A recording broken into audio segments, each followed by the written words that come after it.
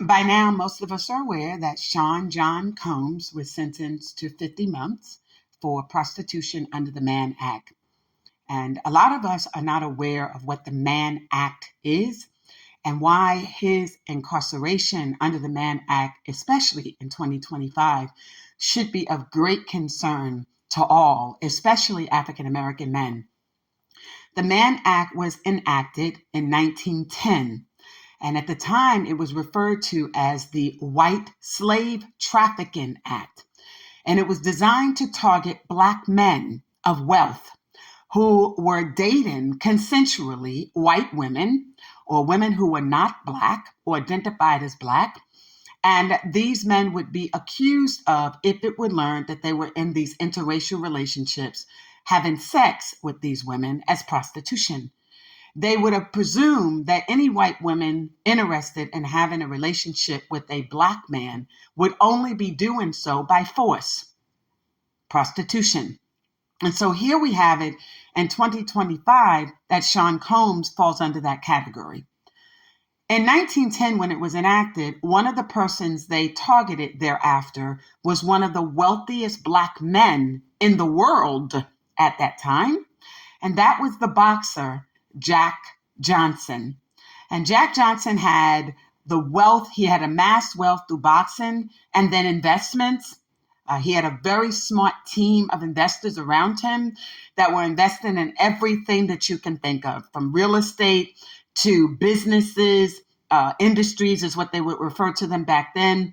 And he was well traveled and well versed. And so by targeting him based on a consensual relationship that he had with a white woman, they said he took the white woman across state lines for the sole purpose of prostitution. But it was not. The relationship was consensual. And so fast forward in the United States, there would be another law very similarly situated. And that law would be under the Love Act. And what people in Virginia called the Love Act was a relationship between a Black woman with a white man, which they said was illegal. So there were times when this country was specifically targeting relationships, interracial relationships, based solely on the fact that they believed that if a Black man was with a white woman, then what he was doing in the course of that relationship was illegal. But at the same time, what they were saying to Black women was that you should not be with the white man. So it wasn't in a sense of saying to the white man that you're engaging in sex slavery. No, rather it was saying that you've reduced yourself when you find yourself in the arms of a white or a Black woman. And so, or a biracial woman. And so how does all of this impact Sean Combs? So today we have another multi-billionaire. When you look at Sean's financial wealth, you look at what he's acquired, you look at the value of his real estate, the value of his businesses and industries, it is over $1 billion. And so when you look at that and you look at what Sean was doing at the time when these allegations were raised against him, Sean Combs would have been the single person to oversee the largest distribution of cannabis to the Blacks in America. That was the company that Sean Combs was building at the time that the government pursued him. So imagine that. Yes, you have other Blacks who have entered into the cannabis business. We have Hempology USA, and then you have Harrington, who has Viola brand. You have Nicki Minaj as a face card for a brand, but she herself is not engaged in the business of being a grower, if you will, manufacturer of cannabis. You have Snoop Dogg, respectfully, who's in the business with the company that's internationally known. Again, he's a brand ambassador, if you will. Most of these individuals are brand ambassadors. They're not manufacturers or growers of the product, despite the fact that 90% of arrests in the United States for possession of marijuana, less than an ounce or more, are African American. But yet when it came time to now allowing us to be the manufacturers and the growers, the licensure is very different now. And one of the things they look at for licensure is whether or not you're a convicted felon. Hello, I'm going somewhere with this.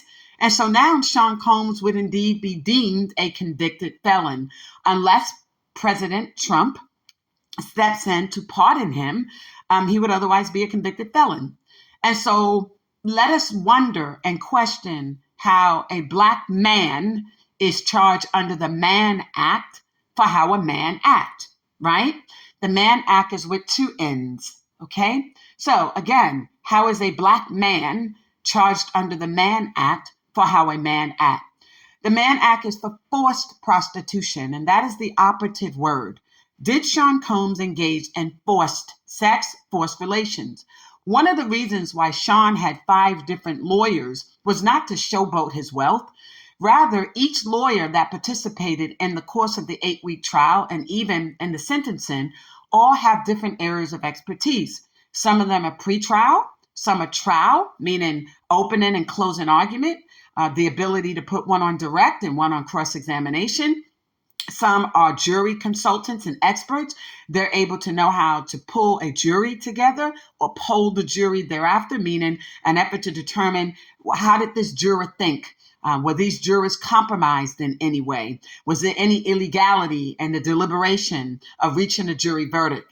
And then you have one that will observe the case for the sole purpose of what we call the habeas or post-conviction. Do we have any information here on the record that will allow us to take this case up on appeal? Do we have anything that would allow for us to request a new trial?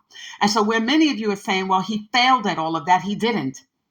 It's like a lot of people feel that Trump failed when he tried to do a meeting with Putin to end the war in Ukraine. There's no failure in that, because the ultimate goal is to see, can we bring about peace? And so if he goes 5 or 6 times trying to meet with Putin in an effort to do that, we ought to be honoring him for that. The same is true with Sean Combs. You're going to ask for an appeal. They may or may not grant it, but before you do that, you ask for the new trial. You want to be able to do what's called make a record.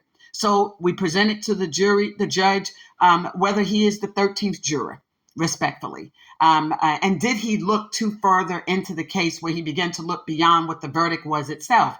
Well, why is that necessary? Many of you know that during the victim impact segment of a sentencing hearing, you have the right to hear from different victims. You do. But those victims must have been participants in the litigation or the prosecution. So where you had all of a sudden victim 3, 4, and 5, well, where did they come from? Because Sean Combs and them weren't allowed the opportunity to cross-examine them. So we don't know if they were actual victims. At the time, there would only legally have been 2. Casey Ventura, Conserja Ventura, and a Jane Doe. So victim, quote unquote, 3 and 4, who presented these sworn statements to be heard before the court, to me, that's an issue. That denied Sean due process. So that's an appellate issue. That's a post-conviction issue. That's something you take to the Court of Appeals, and if not, to the Supreme Court, because they never had the opportunity to cross-examine these allegations of victimization during the trial, where a jury could have made a determination as to whether or not they were victims of sex trafficking, were they victims of false imprisonment, kidnapping, rape, abuse, and all these other accusations that they brought up. So the fact that the Department of Justice was able to kind of sneak them in is of great concern. It really is, and it should be for all of us, who the only dog that we'll have in that fight is a dog called justice. And so we're looking for justice. We want to make sure that it's not simply denied to Sean because of his wealth. Because if they're denying it to him because of his wealth, imagine what they do to the majority of us here in this country. Okay? So when everyone's like, well, look at all these victims that he have. Are they really victims? No one had the opportunity to cross-examine them, to determine the truthfulness, the veracity of their statements.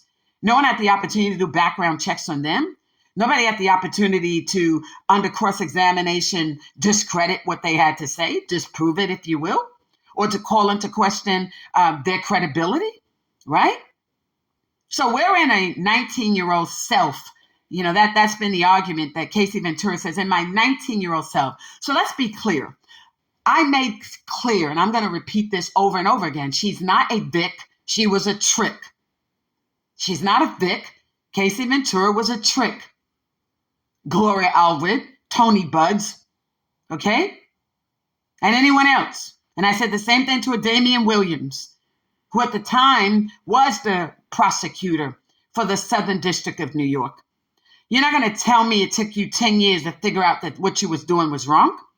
You're not going to tell me that you didn't understand that at the time that you were being asked to perform these sex acts, that you too were engaging in the act of prostitution, right? As you said, it's forced prostitution. So she's a trick. But if you listen to her testimony during the 8-week trial and the text messages that she shared with Sean, Sean was not the one initiating the participation in the quote unquote freak offs. By that time, she and Jane Doe were. Her defense to that was, well, by that time, I knew if I wasn't doing it, he would find someone else to do it. So she wasn't saying she was forced to do it at that point. Hence, there's no forced prostitution. You don't get to say that week 1 through 5, she was forced, but week 6 through 10, she was no longer under force. Well, if she was no longer under force or duress, then there's a legal term called acquiesce, meaning she was in full agreement at that point. So let me give you some examples of how that works. Let's say you're in a marriage and you file for divorce and you say your husband or your wife committed adultery. The minute you forgive them for the act of adultery, you're not allowed legally to go back and use that incident of adultery in an effort to gain a divorcement. You can't do it. Why? Because of the forgiveness rule. You forgave them. You don't get to come back now and use that particular act of adultery to say that the marriage is broken to qualify you for the grounds that could lead to alimony. Now, you could say the marriage is now irretrievably broken or irreconcilable differences, but you don't get to use the claim of adultery. It's the same principle. The same is true if you claim you're using self-defense. There was a man in Texas, I believe, who shot 2 black kids in their back as they tried to cross his fence. He said they attempted to break into his home. Okay? So they break into the home. They don't steal anything. They hear him. They run out. He goes and gets his gun. They're over the fence just about. So now you go, you get your gun, you shoot these 2 baby boys in their back. Okay, they broke into your home. I get that. But by the time you shot them in their back, they're unarmed. They're no longer a threat or harm to you. And they've taken off your property. You don't get to shoot these boys in the back. That's not self-defense. So let's say you're a victim of domestic violence and your husband is beating you and you're being mishandled. Or maybe if you're in a same-sex partnership, your female partner might be doing that. Or your wife, a female, and a man, heterosexual marriage. And so at some point during that fighting, she stops or you stop. There's no more aggression. There's no more fighting. One of you go and you get a weapon and you kill the other. Is that self-defense at that point? No. You're no longer in harm's way. And now it's called retreat. So once you retreat, you can't use that defense. This person is no longer bringing harm to you. I use those as examples to set the stage for what happened with Casey and Sean. At no point in time were they given dates did they have to state with specificity and particularity the dates and times when these things happened. But the one thing the defense did prove is by the time that relationship had ended, Sean Combs was no longer engaged in any forcible prostitution. And so this is why they raised the argument to set it up for appeal. And this is why they said when the jury said not guilty for sex trafficking and assault, then along with kidnapping, the kidnapping and the false imprisonment charges were no pros. They were taken off the table, respectfully, by the district attorney, the prosecutor, the government, because they knew they had no evidence for that. So they didn't even allow those issues to go to the jury. The Mann Act should not have gone to the jury either. Because at this point, the reason why you could take off the sex trafficking, because sex trafficking is forced prostitution. Basically, it's almost a very similar legal element to the Mann Act. So if the jury says there's no evidence of sex trafficking, that they were being forced into prostitution, transported for prostitution through force, duress, okay? If those elements are not met or satisfied, then you can't do the same with the Mann Act. Not where the terms are almost the same. The legal elements of what have to be satisfied to prove culpability or guilt. So wherein you have that, it brings us to this. Did the jury understand the difference? And then we have to ask this critical question. Did Sean's lawyers properly educate the jury, or did they require the judge to, when charging, to make sure the jury understood the legal definition of the Mann Act? And if they did they understand that it's the anti-white slave trafficking act? That you're using these women for sex. So they become sex slaves. And you're trafficking them across state lines for the sole purpose of doing that, even wherein it is consensual. So was there a constitutional argument regarding the constitutionality of that statute? Is it vague? Is it ambiguous? Does it have more than one meaning? Or is it by far a racially discriminatory law that was used and targeted to prevent Black men from having consensual interrelations with white women? So one may say, well, the video showed that Sean Combs was beating her for sex. Did it? Because there's no audio to the video. What that video showed was Casey at the elevator. So if I'm threatened and in fear of my life, am I going to stand at an elevator at a hotel? Nah, I'm headed for the exit. But the next thing you need to look at when you look at the video is how she's dressed and how Sean is dressed. She's fully clothed, fully dressed. Didn't they say that when you're engaged in a freak off, she can't move, she can't do anything, she has to get special treatment and attention? That's not what you see with her. So we know that the freak off didn't take place at that time. Was she there to prepare for it? Well, if she is, and that's the case, why is Sean the one with a towel around him with striped socks on? Okay? At some point, she said Sean was in the shower. Really?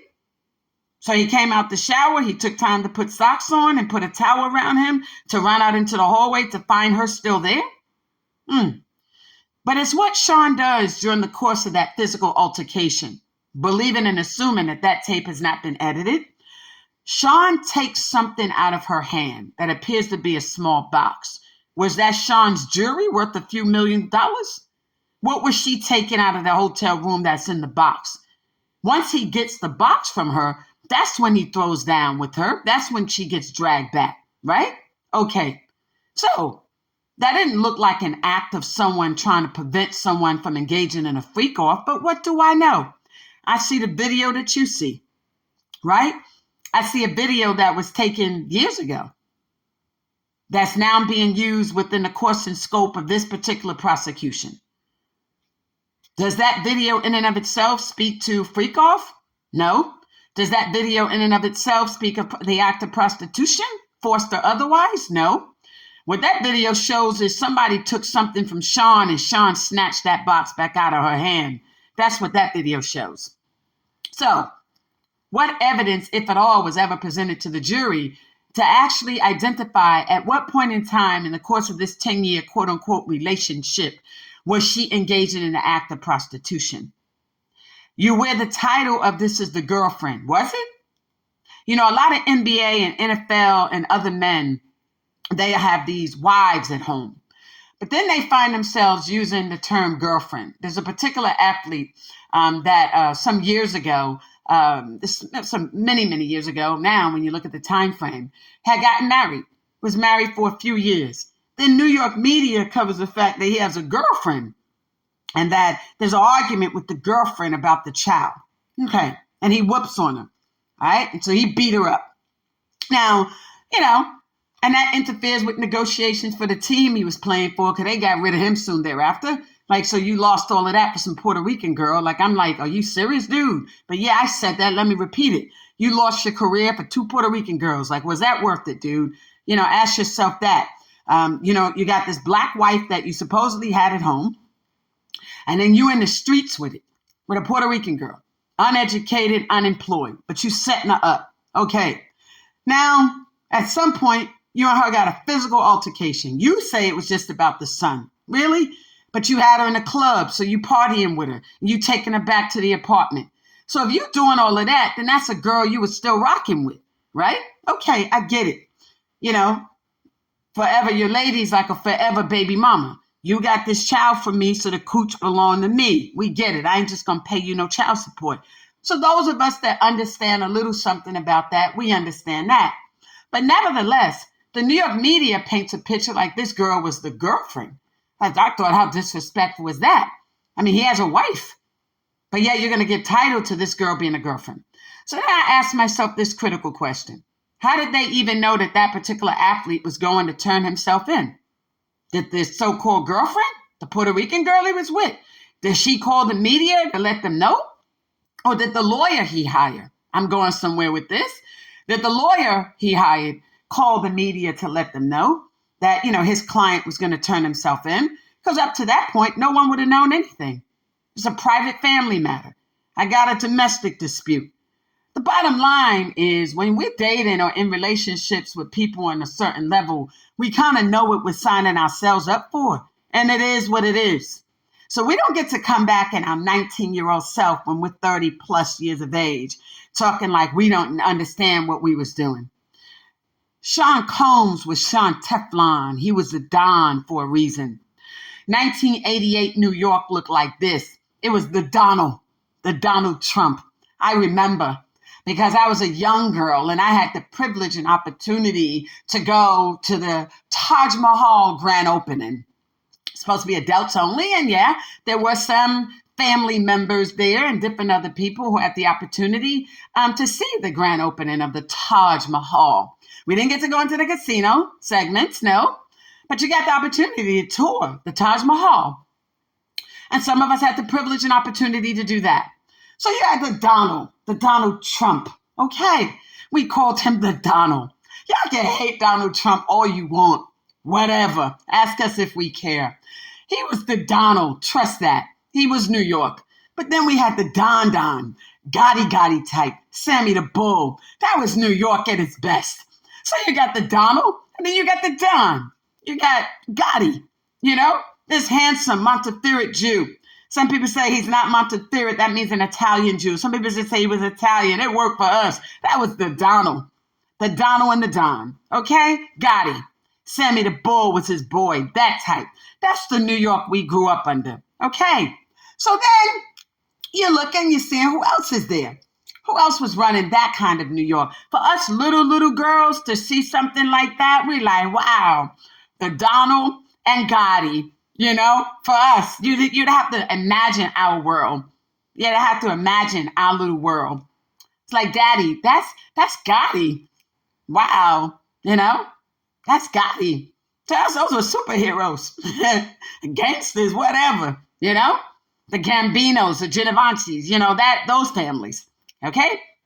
The Castellanos, that family. Genovese, that family, right? So, this is what it was. This was Gotti, New York. That was a different sector of New York. So you got the Donald Trump, right? Open shirt type. Right, look at him. Little girls like, wow, look at them. Then you got Gotti. But then we got the Don, the Teflon. So from the Donald to the Don to the Teflon, who the Teflon? Who this brother coming up here? That's Sean John. They call him Puffy. Really? Look at him. Okay? Well, who's with him? Anthony. They call him Wolf. Well, we know Anthony. We know Anthony. Wolf and Gertie types. Okay? The 40s and 380 types. Love you. Those are real Bronx legends, Cardi B. Be careful with how you define yourself as a legend, young lady. Respect that. Okay? Anywho. So, we see that. That was New York. Those three. Who is that, Daddy? That's Sean. Really? He's up and coming hip hop artist. Really? Okay. Well, we know Anthony. That's Wolf for everyone else. But we know Anthony. Okay? Wolf Jones. He didn't work for Diddy. Trust that. Anywho. But now, fast forward. It's 2023, 2024. And look what they do to New York. Okay. All of a sudden, we have the first Puerto Rican, an Afro-Puerto Rican, okay, police chief in the history of New York City. And you go after him because of what you claim his brother did. So then you force him into resignation. Okay? Bonito, lindo, papi. Okay? You do that to him. Anywho, then, if that's not the case, you then take our mayor, our swag, Adams represent LE, the badge. And y'all come for him. And you take down our black man, an African American. Because let us be clear. Well, listen, I'm not black, I'm not white, I'm Puerto Rican. Puerto Rican is not a race. It's a Caribbean island. It's not Latina. When I hear people say that, especially the girls, I say, you are so ignorant. Okay? And all Latinas, Puerto Ricans, Dominicans, and not Latinas, don't be so ignorant. They're not a Latin country. Dominica and Dominican Republic and Puerto Rico are Caribbean islands located in the West Indies. Know your history. Okay? And many of them are white also, because the Spanish, which is Spain, and the Portuguese, which is Portugal, which were the first to enter into the slave trade, bringing the slaves to the United States, Estados Unidos, know your history, almost 100 years before Great Britain entered into it, okay, were the Spanish and the Portugals. 1619. It came from Lisbon, Portugal, okay? So they were the first to enter the slave trade, Spanish and Portuguese, okay? So they flooded us with slaves. Now, that being said, Spain and Portugal are in Europe.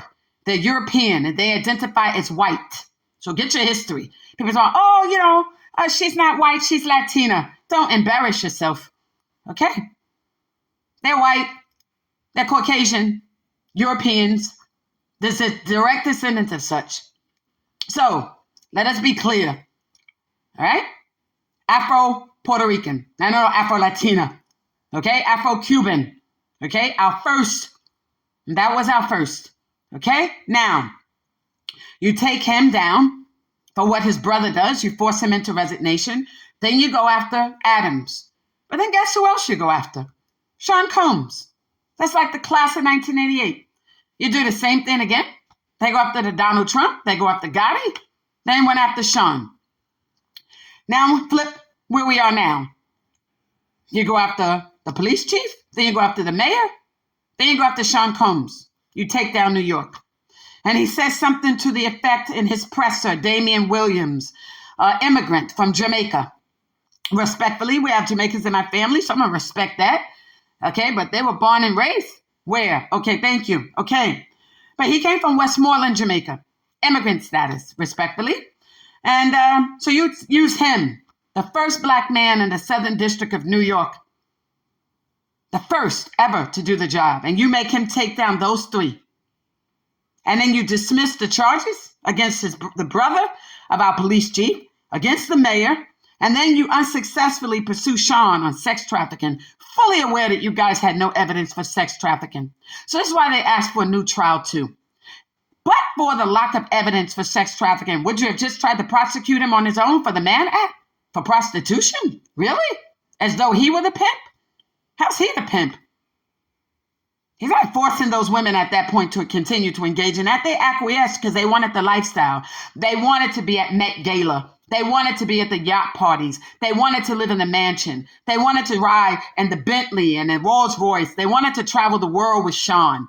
And he gave them exactly what they wanted. It was a perfect exchange. Okay. All of this, he damaged her career. Casey couldn't sing worth a hoot. And look who she would have had to be up against. The Mary J. Bliges, the Beyoncés. Are you serious? And the Mariah Carey types? Did you really think her career was going to take off under them? I don't even think so.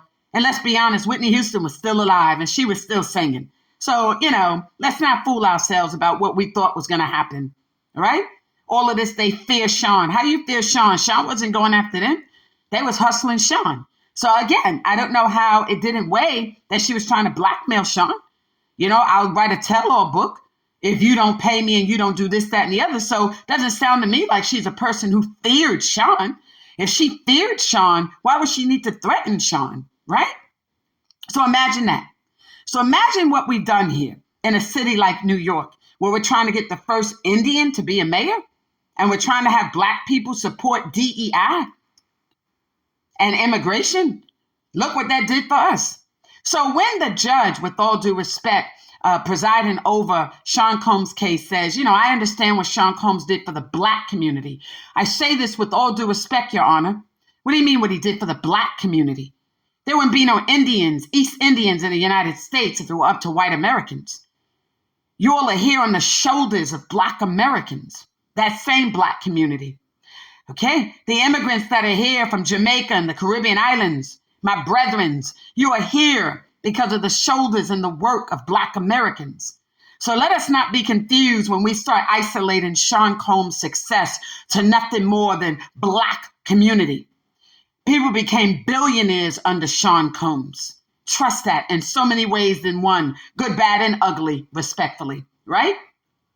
Because venues were packed with hip hop concerts and the like, and R&B artists. People were buying new real estate and investing in real estate, okay, because of him.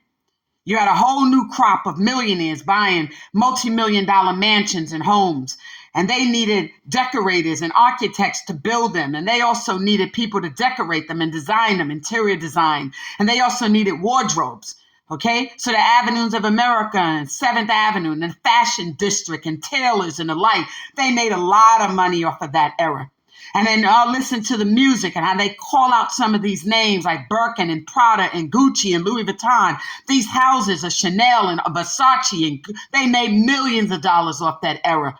Okay, Jacob the Jewelers and the likes, they did too. And the beverage industries from the days of Moet to the days of Cristal and everything in between, even Rothschild wine, you know what I mean, okay? So let us not reduce the successes of him to nothing more than somebody who helped the Black community. He did a lot more than that.